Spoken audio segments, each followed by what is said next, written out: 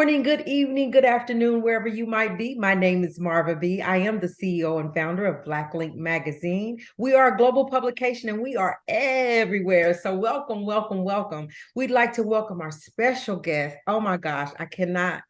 I'm just super thrilled to have you, Leon. So, Leon Oh, Lacey. honored.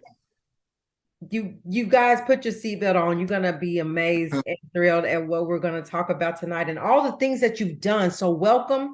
Go ahead, if you will, tell them a little bit about who you are and what you do. Well, great. Well, such a pleasure to meet you. I love your spirit already, and thank you for having me on. So yeah, my name is Leon Lacey. I grew up as a twin. I have a twin brother, and I'm actually married. My wife, she has a twin brother too. So, Oh, so wow. it just seems like God has really divinely ordered and I like to say orchestrated my life. I grew up in church. My dad is a pastor, well, retired pastor now. And growing up as a little kid in church, I was just one of those kids that loved looking at the instruments and couldn't wait for my turn to play the drums, what have you. And I just thank God I just kept that passion and became a songwriter when I was about 7, 8 years old and Wow. picked up the keyboard. And that was more like what shifted me on to my career. Wow. Your family's in Tulsa, Oklahoma. I'm based in Oklahoma. All And right, you yes, sir. said, yeah, you said that you're a twin and your wife's a twin and you didn't have twins. You just Exactly. We had a little boy, but we was like, oh, we think we're gonna have twins. So we'll see what happens next time. Yeah, maybe next time. Maybe next time. I want to get up. I want to go ahead and jump right into the interview. I want to start out, first of all, saying congratulations to you on the Beyonce private concert in Dubai. Just Yeah, after getting the call 2 weeks prior to yeah. going out to Dubai. Let's talk about that a little bit. Well, thank you so much. And I'm from New York too, by the way. I just want to make sure my city know. My mom's family from Oklahoma, my dad's from Arkansas. But top of the year, I got a call from the musical director who would be working for Beyonce for this Dubai show. And my normal day every day starts off with me sight reading scores and piano. So I study every day. So I got the call. I was sitting at my piano. Hey, I got. Would you like to the real casual? Would you like to go to Dubai with Beyonce? And if so, you got to score 20 songs. We got to have it by the end of the week. Make a long story short, that's how it all went down. And Wow. it was yeah, January 1st. I didn't know what the year would entail, other than the projects that are set. But January 2nd was when the call came in. As soon as I got that call, I just got right to work. I really wanted to represent, Yeah. correctly. Yeah. And you came through. You came through. Yeah, amen. Thank you. Yeah. So Yeah. you also scored the Whitney Houston movie, I Want to Dance with Somebody. Let's talk about how that what all was entailed and how you got that connection. Yeah, thank you. And I definitely give credit to another composer named Shonda Dancy. She was the main composer, but I was brought in to do about 30% of the score by Rodney Jerkins. So in the movie, some of Whitney Houston's classic songs, like I Will Always Love You, I Didn't Know My Own Strength, a few of those songs needed to be bigger. So Rodney Jerkins called me. He's a hit producer, by the way. You know, Don- Rodney Perkins. okay. So he called and was like, hey, would you like to actually it's a deeper story actually. They wanted to redo this song called Don't Cry for Me that Uh-huh. beyond that BB and CC, I believe, sung, Yes. or one of them sung. And so Whitney sung it years ago. She did a great performance. And so Clive Davis was able to take her vocal and just isolate it like an acapella. And Rodney gave me that vocal. He said, let me see what you're gonna do with this. And this was about a year before the movie. And so when I did it, I'll never forget sending it to him and waiting for his response. And he texted me and called me, hey, you almost, he said, you made a grown man cry. And I Oh, was like, oh, wow. And so months after that, I didn't, we got busy doing other projects, but then months after that, he calls and it's like, hey, you ready? And I was like, let's go. I knew it was the Whitney because I saw the preview like the day before. right. He said, well, you got to do about 5 more songs. We need to get it done in 5 days. So this is like the story of my life here. Yeah, you work off the fly. Yeah, Call look me, off the I'll get it fly. done. Yes, yes. So Right. that's your connection to Rodney. Yes. Is Yeah. through that. Okay. you worked on on a project with the LA Philharmonic. How Right. did that opportunity? These are all huge. Like, how did Yeah. that opportunity come about? Yeah. So such a blessing to be able to facilitate, you know. But Huge. Miss Yolanda Adams, another award-winning gospel artist, Yeah. she requested my services to the Philharmonic. She said, "Well, Leon Lacey's my orchestra arranger," and it was this big show. And this was about a 60-minute show the week that the week of COVID when it locked down LA. So it was the last show at the LA Phil at the Disney Hall. And it was so fortunate that the show went through all the work that I did. And I was given 9 days for that. I was given 9 days for that. I still look back on these days and I'm like, only my faith and my strength in God did give me the wisdom of how to approach it. Yeah. Because you got to nap, you know, it's not about sleep. It's about eating, whatever, but you have to sacrifice something to make these projects happen at the last minute. Right. Mm-hmm. Tell me a little bit about scoring. What is scoring? All right, scoring is real. It's you can I can explain it simply. Even though it's a very complicated process, is for example, if you write a movie or you have a story, you want the music to embellish that story, or and also to not just embellish it, but also to give your story something to rest on.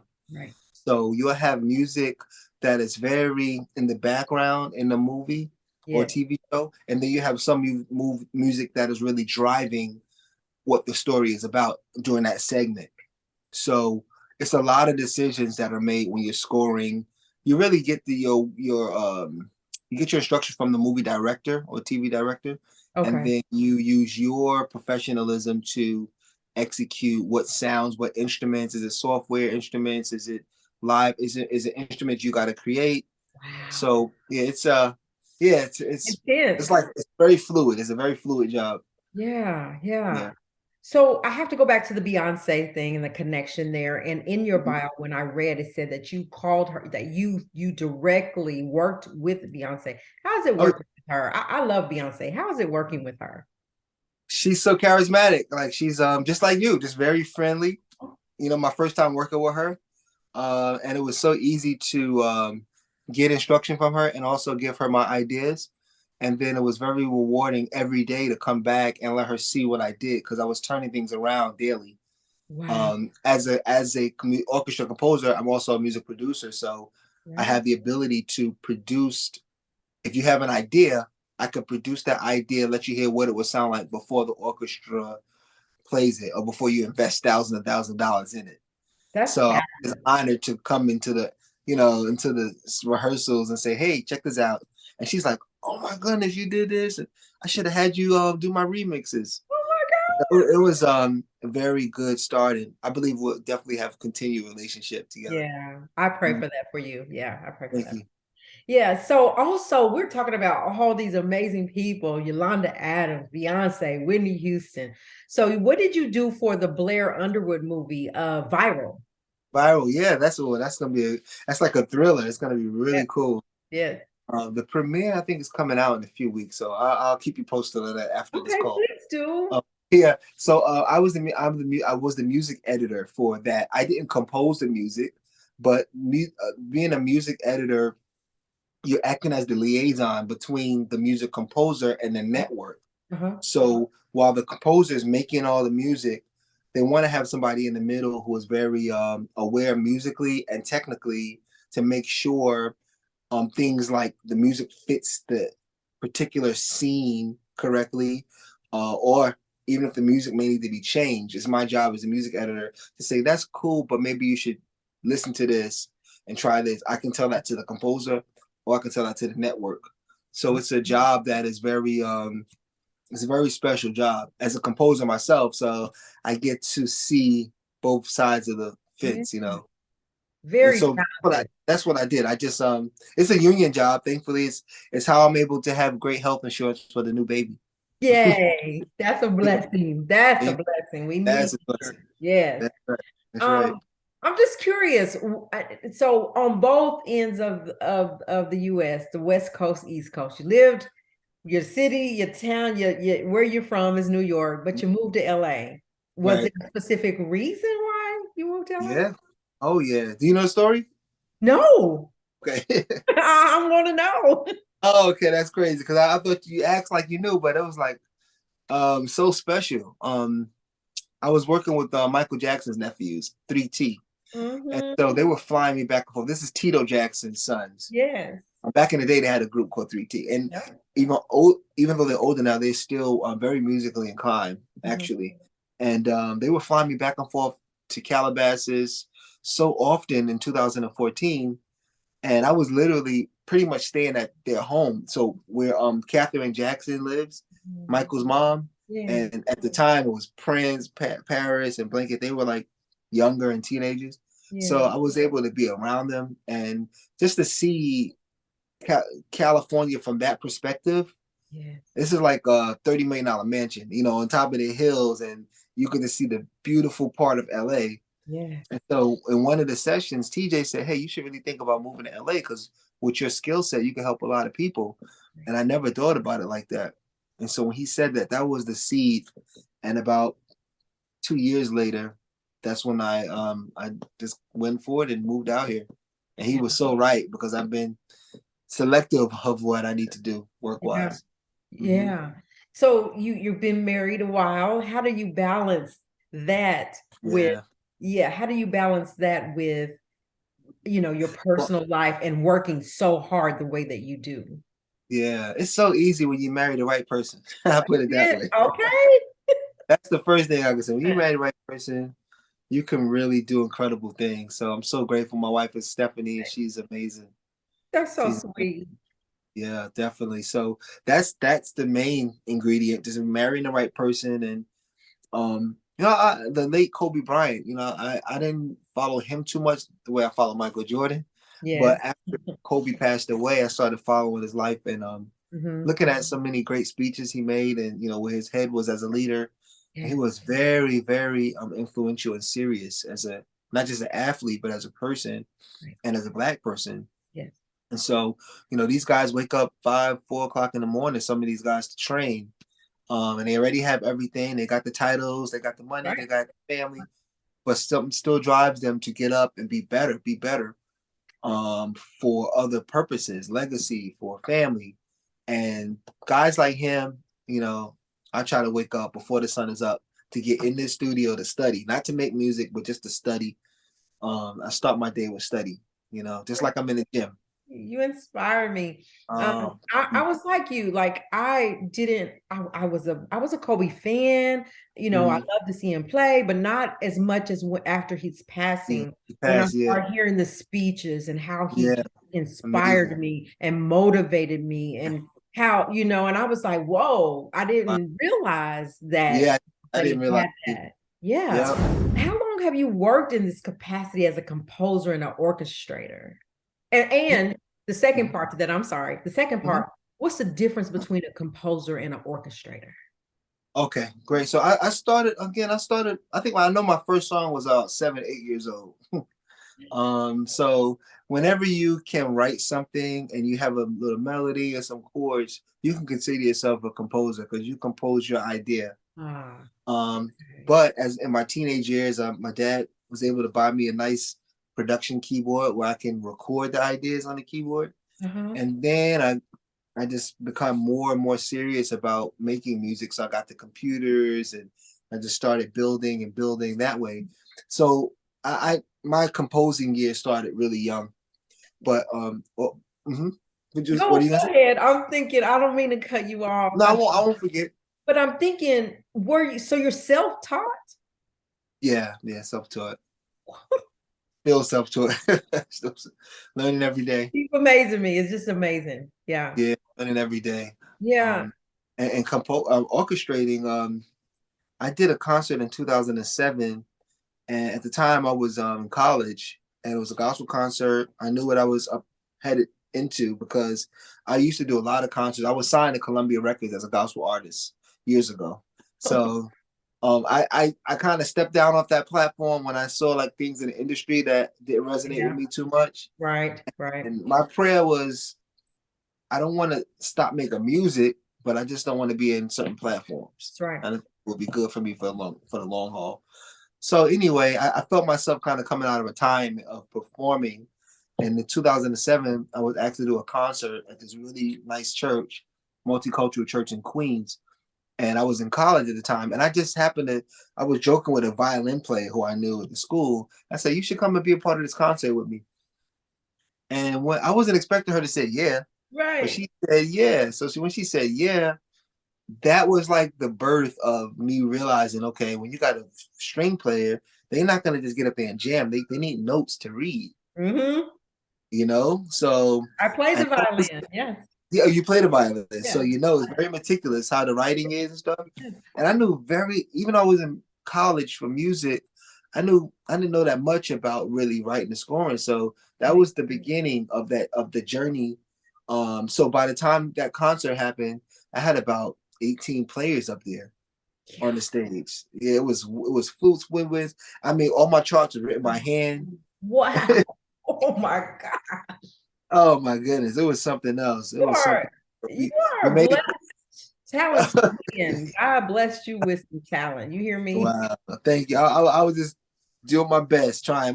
My dad is a handyman, so I always watch him fix things and Yeah. do things that various different things. So I think I got my guts from him. Yeah, well, that's amazing. But Yeah. let me ask you this. Knowing the business, the entertainment world, period, right? Hmm. You know how the entertainment world can be. Tell me, how is it being an African American, a black man in this Hmm. business as a composer and an orchestrator, right? Like Yeah. kind of behind the scenes, but not, right? Yeah. Yeah. Tell me about your journey. How was that as a black man? It's rewarding and it's something special, but it's definitely challenging. It has its challenges Yes, from both sides of this perspective. It has its challenges from our black people and also from our counterparts. right. So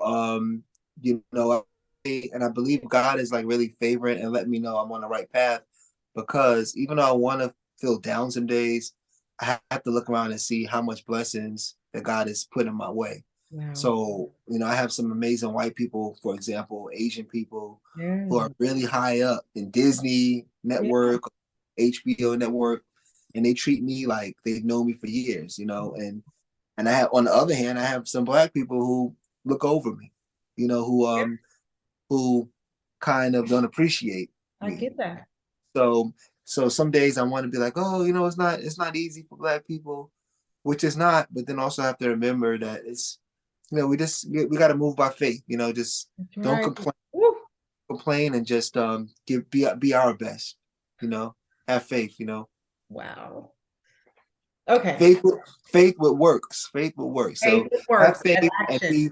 The And action. I was looking at this thing Oprah said today. She on a YouTube. She was just saying, just be excellent, be your best, and then if you are your absolute best, you will be totally undeniable. That's right. They can't deny you. We can't deny it. Right. Exactly. That's right. That's amazing. I'm glad to hear that about Disney. And, because being in this realm of things, you hear things. And I'm Yeah, just glad to hear something good that, yeah, I'm treated like they've been knowing me forever. That's good. yeah. Those are good vibes. And Yeah, I, it's good. It's good vibes out there. It's a lot of negative, but it's also good vibes if we do the right thing with our attitude and our spirit. yeah, We'll find ourselves with the right people. that's absolutely right. Yep. I have a couple more questions and then I'll let you get back to your cute little family. So, yeah, Sure, of yeah. course. So the next question that I have for you is, and you pretty much have really, I could probably tell you what you're going to tell me just from talking to you, but what is your philosophy about life? Oh, your life is orchestrated.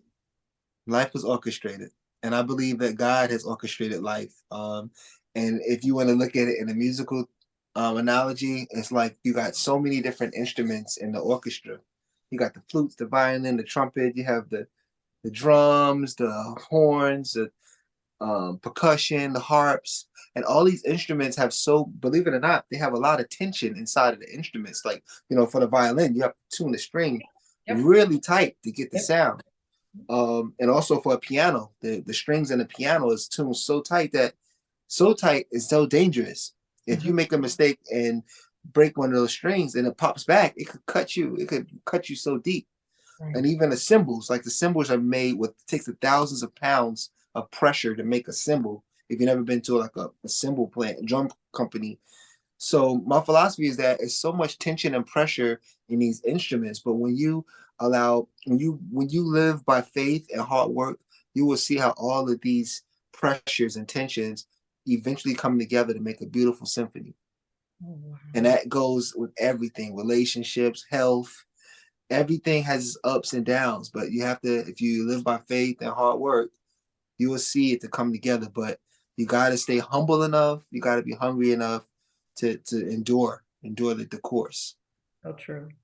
Yeah. So what are your next goals in life? Like, where do you see yourself in the next 3, 5, 10 years? Um, Definitely one thing what I expect is to be an amazing sight reader. So Oh, that's okay. something I'm working on very hard. I write very fast, but Right. reading is a whole different discipline Yeah. because it's a different coordination. You Hmm. have to keep your eyes. You have to know the instrument, so and not be you're not looking at the instrument at all. And if the music tells you to go from New York to Africa, you can Right. do it without looking.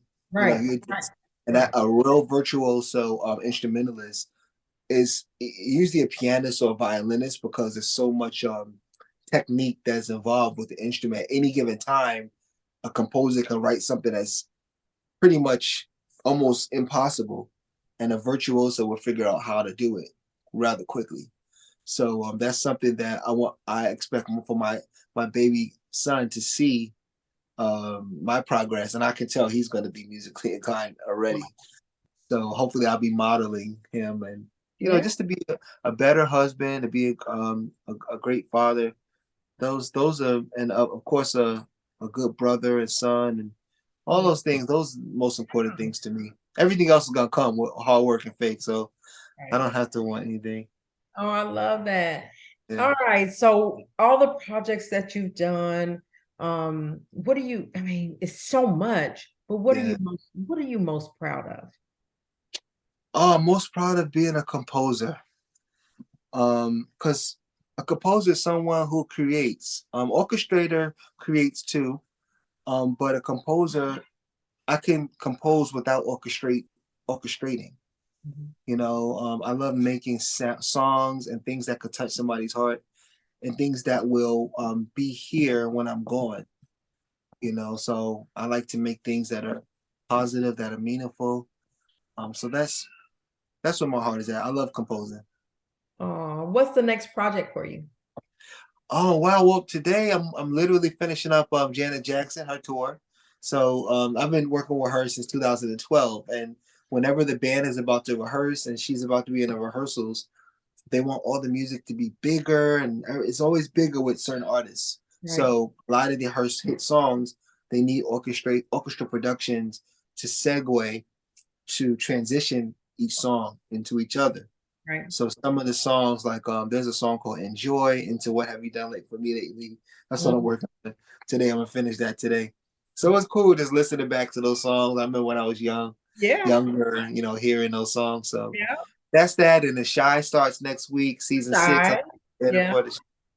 And there's another television show by Disney. It's called The Genius series 6, and this one is about Martin Luther King and Malcolm X when they were young, their lives. I mean, like 8, 7 years old, and the show shows them growing up till they become adults and they meet in Washington. Oh, So wow.